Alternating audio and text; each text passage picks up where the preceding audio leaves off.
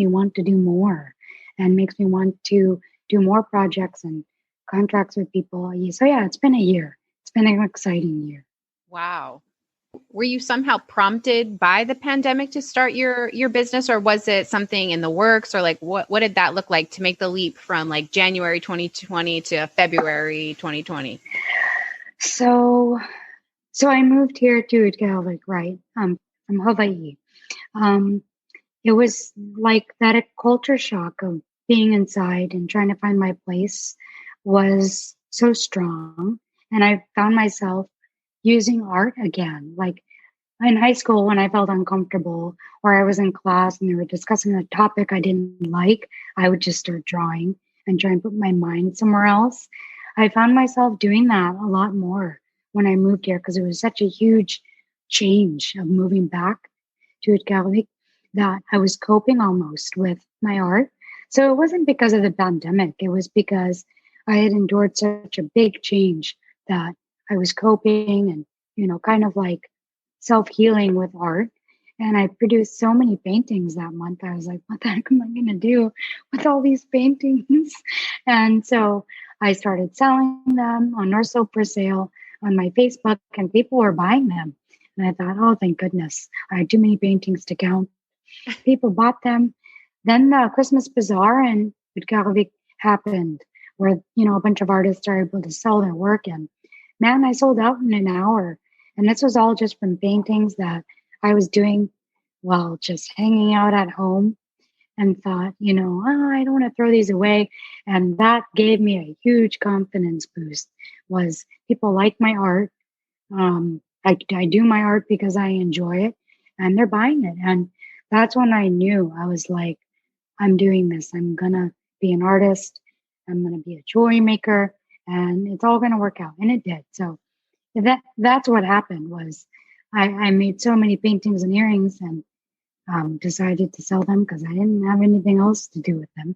And it worked. It was just kind of like, everything fell into place that way.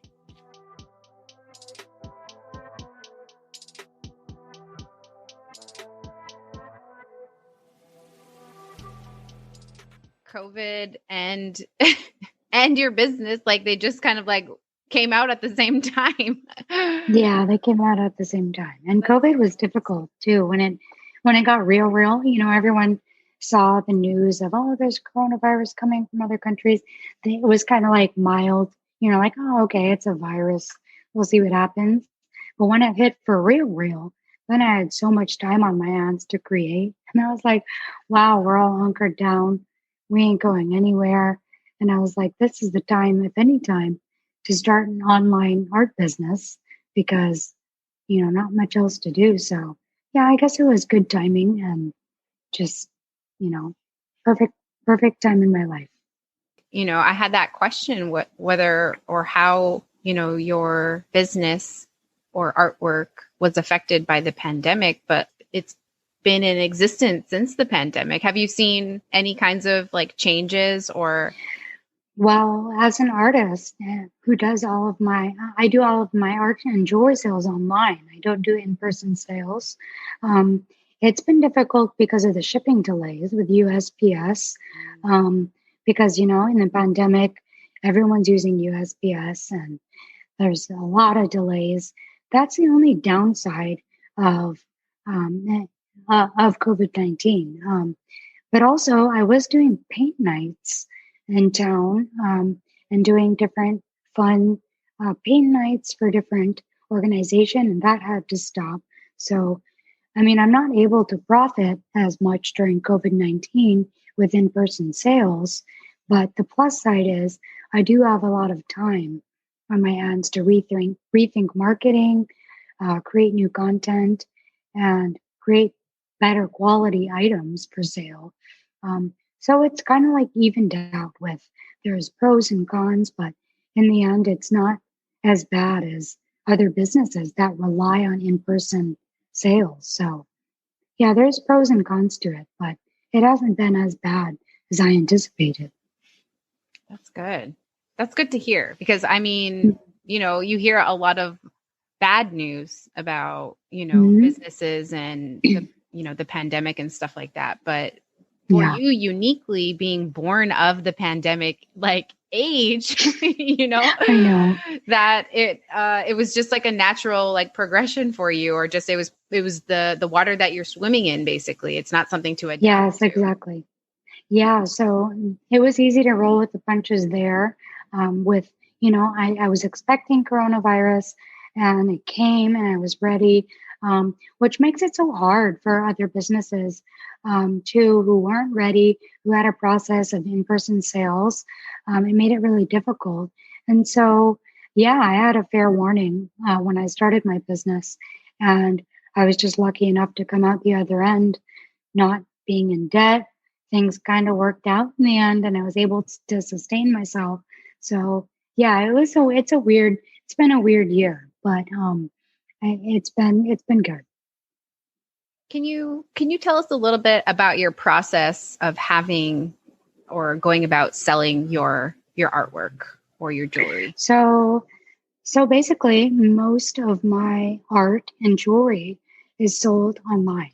And so social media plays the biggest role in my business. I use my Instagram account for all of my marketing, interactions with my customers, and interacting with other artists. So without exposure through social media, I don't think I would have a successful art, clothing, and jewelry business. Some people say that social media is a tool for businesses, but for Indigenous artists and Instagram artists, it's like a lifeline. We do all of our marketing and interactions on social media, um, and that's been the best way to do it. And some people will ask me, well, is there any other way you promote your business? And my answer is no. I do all of my promotions on social media because if you think about it, I mean, everyone's scrolling on their phone all day, nonstop. We wake up, we use the bathroom, check our phone. And sometimes we even check our phone while we're using the bathroom. And so some people are like, do you do anything else? I'm like, no, social media is where it's at. And that's been the biggest push and the best way to market for me is on social media, my Instagram. Same. That's been, Yeah. that's been for me too. Like I don't have like I don't pay to like have ads somewhere No. or something like that. Like Yeah. what I do is just basically by word of mouth and engagement with listeners. I think that that's Yeah. the biggest part of what I do also. So it's like I'm on my phone constantly, I feel like there's some responsibility. Before that, I didn't even have Instagram, like I was like, Yeah. It's funny when I started, my mom was like, I don't get it. You're starting a business, but you're on your phone all day. And I'm like, Mom, this is the new way of doing things. It's a whole thing. This is how you do it nowadays. And it's pretty cool. And I like it too, because, while I'm conducting my business, I can interact with other artists, see what kind of awesome earrings they have for sale. And yeah, it is a business. People just think, oh, there's Gen Z kids on their phones all day. And it's like, man, I am doing business. I'm a professional.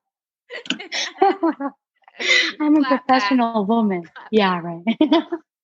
So it's been awesome. Um, and that's why I think it's a blessing uh, to have social media and know how to use it and things of that nature. And to have internet. Oh my goodness, um, it's the new way of doing things.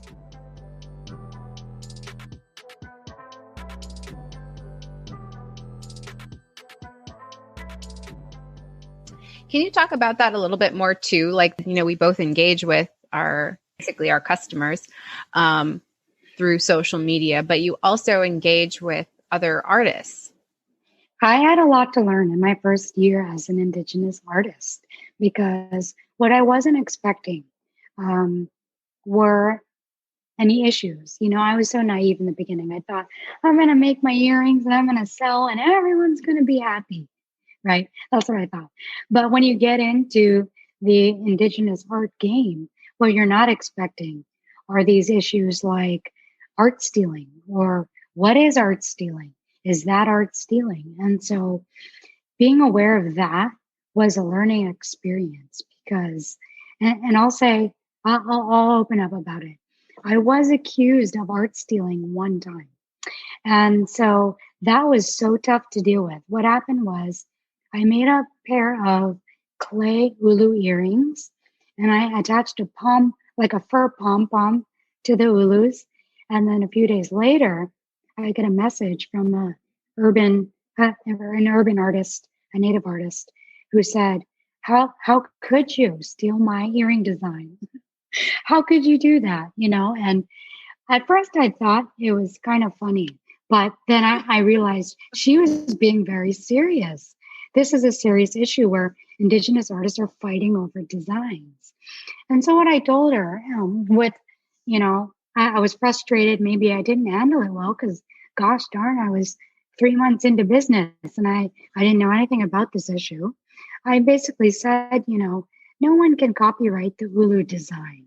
If anyone can copyright it, it's our ancestors. And that was like 3,000 years ago.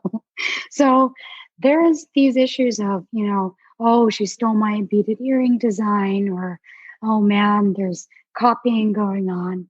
For me, I had to decide what kind of artist am I going to be? Am I going to be the one who owns all the best designs and no one else can use them? Or am I going to be open and communal about designs?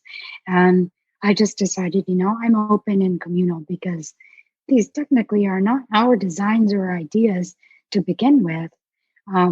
So that was hard to deal with, was my experience with, being accused of using other people's designs and not having to determine what's communal and what's individual. That was really hard.